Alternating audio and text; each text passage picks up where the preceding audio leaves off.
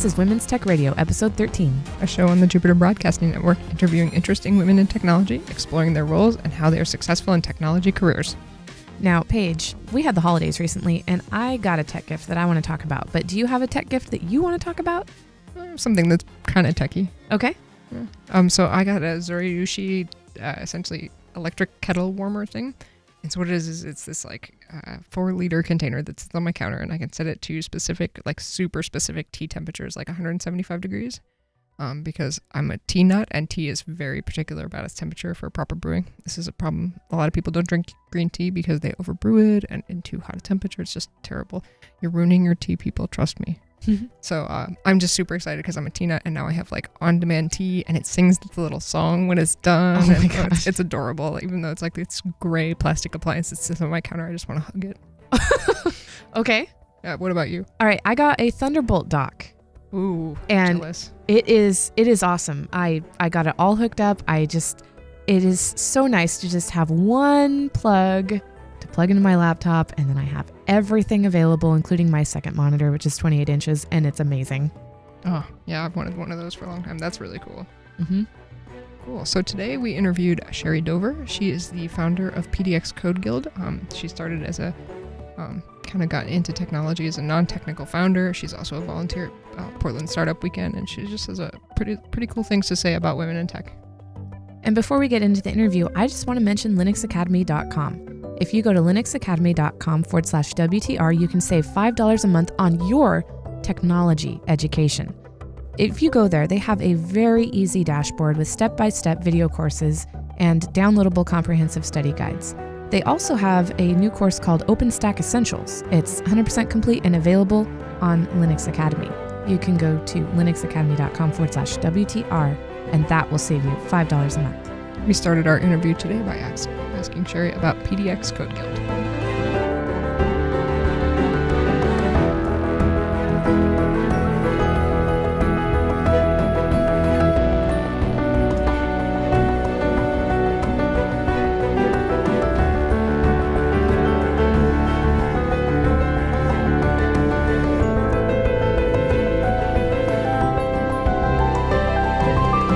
PDX Code Guild really harnesses the power of code to empower people in 3 ways. One is boot camps. You can learn to program so that they can have a really useful skill set to find a good job, or to do freelancing, or just make cool things. The boot camps is the boot camps your major focus there? It was our first focus, and so now we are also adding another class, Get Technical.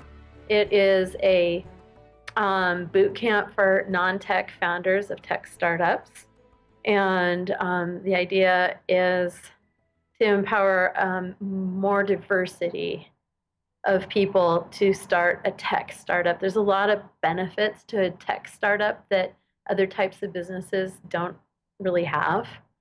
And then the third thing is we have a full service agency. We have a staff of very talented developers who like to do more than just teach. And so we have an agency too. We can take your ideas and make it into great software. Why get technical? Like why do you think that how is that helpful for the diversity in startups? Like what problem are you actually trying to solve there? So this comes from I've been involved in the tech startup scene since 2009. And the economy had crashed, and I really got sold on the idea of tech startups because you're not limited to your time. You're not limited to your storage space or how much product you can order and warehouse. It can be rapid growth. And also it's really beautiful because nobody fails unless they lose their integrity. And these roles, starting these companies tends to be young white men. And women tend to go into fields that are more limited by their time and their personal resources. They might do handicrafts, they might do service, they might open a boutique, and I'd like to empower women to have that choice of doing a tech startup.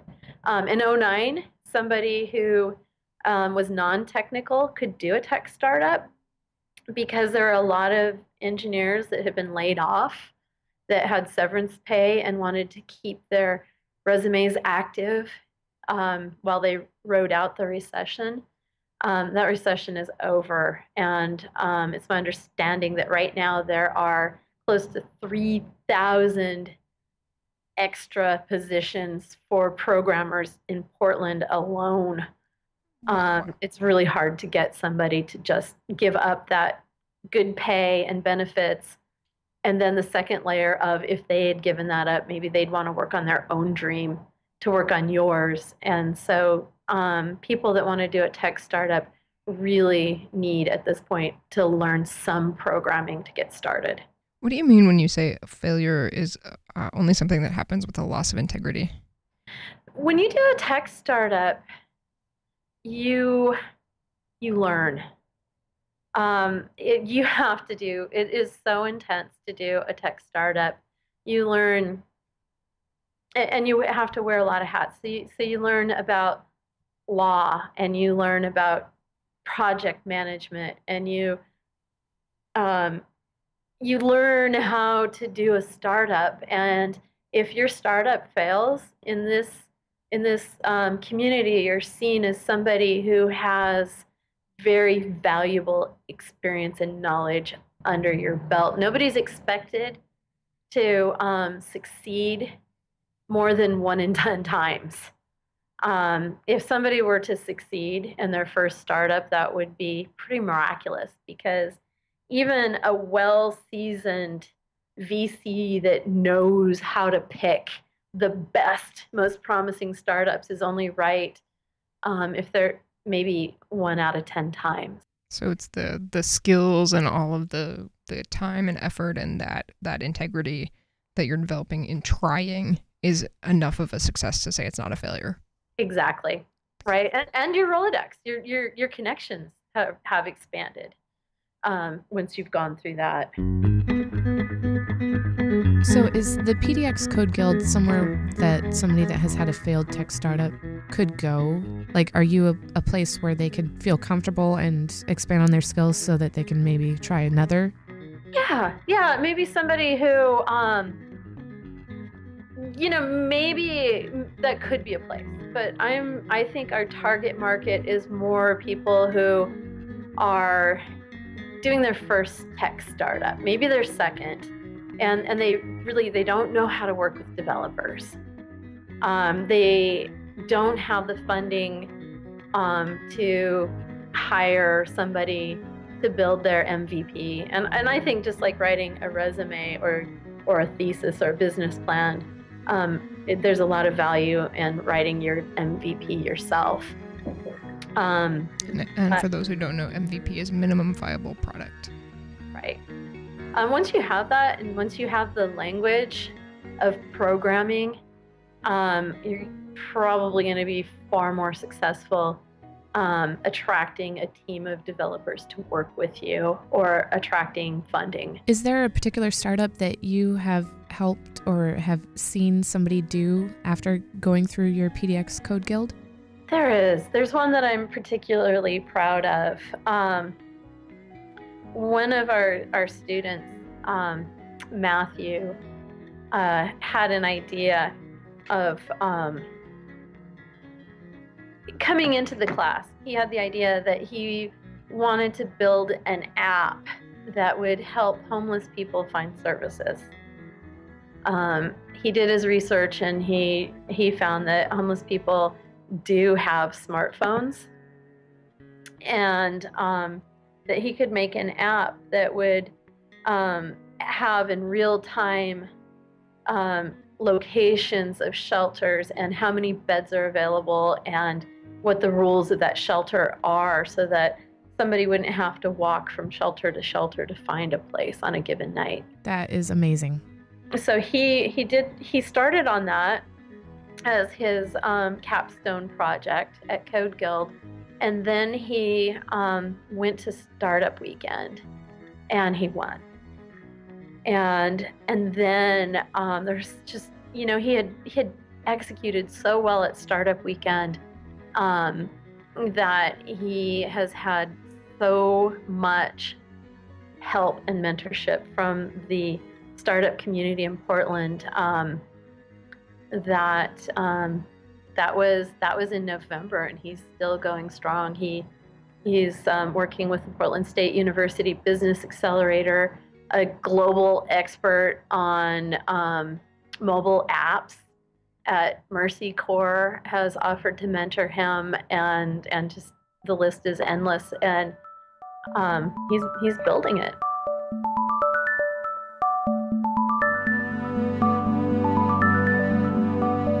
So you mentioned Startup Weekend, and I know that you're involved there. Can you talk a little bit about what Startup Weekend is and your role with them? Yes. So Startup Weekend is a 54-hour weekend immersive educational experience. It's life-changing. I'm completely addicted to volunteering for that. I've been doing it since 2011 because every weekend people leave that saying, this has changed my life. You start out Friday night with an idea. You pitch for a minute. 12 teams, the 12 teams that get the most audience votes form. You learn how to share your idea, how to build a team, how to work with a team, how to do customer validation, how to respond to that customer validation to build something that people are interested in buying. You build your minimum viable product, and then you pitch to a panel of judges Sunday night. And it shows people not only the steps to doing a startup, but they can do it. A big part of the Portland startup ecosystem and some of the accelerators, all the accelerators and incubators are involved as sponsors, and they like to come and see how people work under pressure so that they can think about if any of those are people that they'd want to recruit to their accelerators. And is that mostly for tech startups? Mostly, although not always. We've had food startups. We've had clothing startups, but it does need to be something that you can build a minimum viable product in 54 hours on. And how often does that happen? Is that like a once-a-year thing, or is that every weekend, or? Globally, there's several every weekend. In Portland, we do a generic startup weekend every November and April. Those sell out. They always sell out, usually 3 weeks before the event. It's a paid thing? You pay to attend it? It is.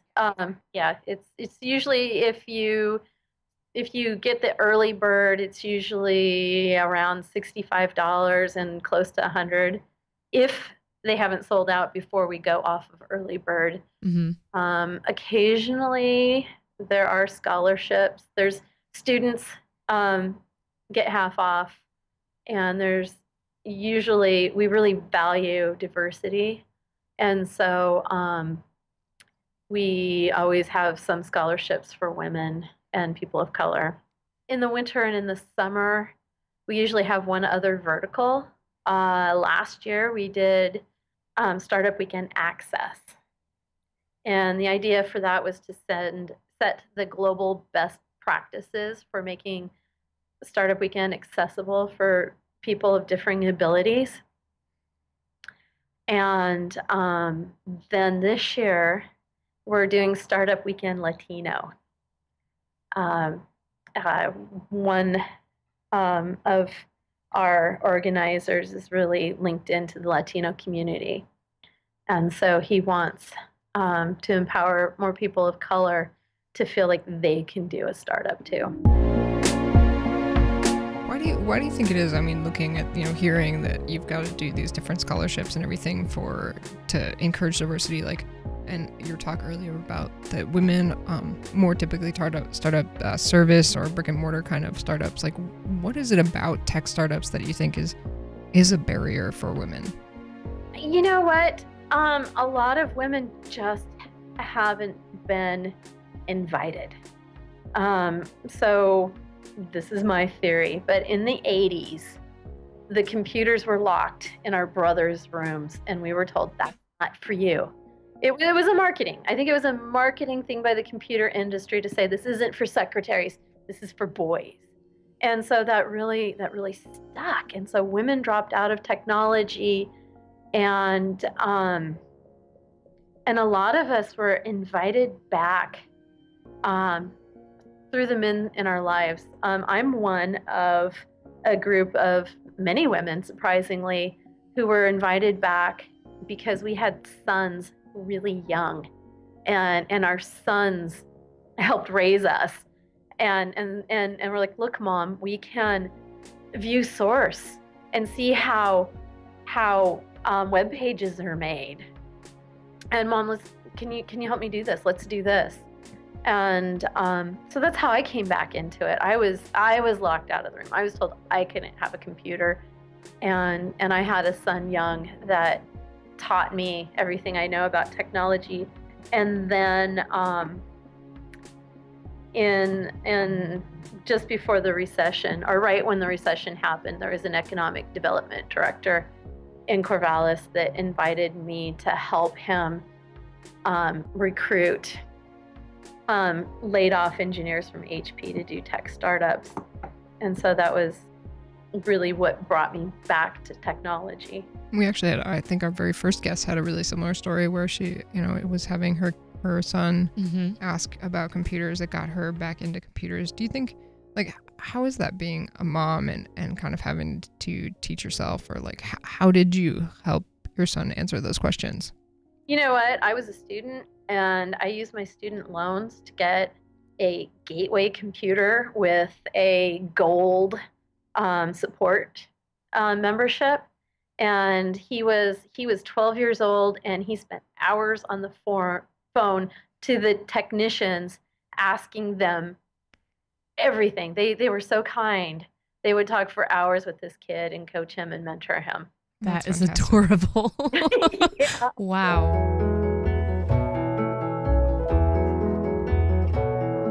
You're a mom and you're starting a startup, and I know that a lot of women who I've talked to speak about, they're like, oh, I would like to do something like that, but like the work-life balance is really, like, I'm really scared of that. Like, how has that affected your life? So I have a personality type where I love to work. I really throw myself into what I'm doing, and my family's used to that. But I also am really quirky, and I do things that make sense to me, not the way people do things. And so my two that are at home now have been unschooled, and so they just come with me. Over the years, they actually have been right alongside me doing all of my startups with me. And so my work-life balance is simply having my kids with me. And I'm not ashamed to be a mother. I'm not afraid of being mommy cast, because I refuse to be. And my kids, having grown up in this world of entrepreneurism, they know how to behave and be an asset. So you say unschooled. Does that mean that you took them out of school to do more of an apprenticeship? So what happened is actually I was a grad student. My kids were going to public schools, and one of them got a teacher who was ready to retire, and I needed to take my youngest out so that I could teach her to read myself. And that just worked so well for us. And at the same time, my oldest, who was at the top of her class, wasn't allowed into algebra because they didn't have enough room. And so they both decided to come home, and it fit our lifestyle because they had useful things to do. And so they made brochures for me, and they manned the cash register all winter and did customer service and marketing when I did an indoor boutique. One of my early startups was a public market because I saw that there were people in Corvallis that didn't really have a outlet for a job or a business, and I wanted to do a nano incubator for very small businesses. And in the winter, we would do a boutique. So it, my kids just kind of took charge and did a lot of managing the artists and helping people get set up, and it was really felt natural for us. My son is the only one in school. He's in kindergarten. They actually teach reading in kindergarten now, which is crazy. It's no longer like fun and learning how to socialize. It's you have to start learning right now. And he's having some adjustment issues. And so I had originally thought that I would homeschool. So all of that is really interesting to me. And I feel like, being that this is our family business, that he could definitely benefit from that kind of experience. And he can. My experience is that as long as you provide them with an enriched environment, they, just like they have a drive to learn to walk, they have a drive to learn about the world. And so give them an enriched environment and the freedom to pursue what they're interested in. My youngest has built a community of 20,000 followers on a fan page. She's working on building a product line that she's going to launch in the next couple months. And that's all on her own. Nobody's asked her to do that. Yeah. Really, to me, you and your kids exemplify work-life integration. Like that work, and our heritage is that, like, the blacksmith wasn't just a blacksmith from 9 to 5. Like, you don't have to have that if you have a healthy integration of your work and your life. Thank you for verbalizing that. That's it. It's integration. I don't, balance doesn't work for me. Integration does. Yeah. I mean, I hear from educators all the time, like how much they feel hamstrung because they can't just do more of that enriched environment. Like it's you have to teach to a test. You have to, I'm not saying that's necessarily wrong, but it can't work for everybody. Right.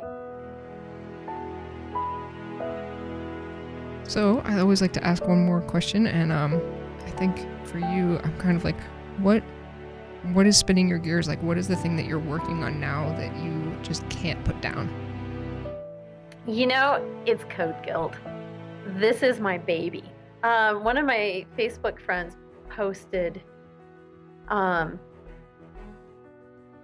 how they felt about work, and I reflected on that, and I realized that instead of it being a struggle for me to go to work daily, it's a struggle for me to stay asleep, because I'm so excited about Code Guild and this community.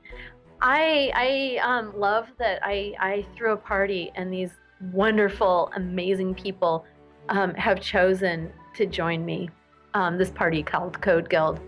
And it takes a lot of discipline for me to just sleep, because I wake up every morning really excited about how we're building this and the empowering of people that we can do through this.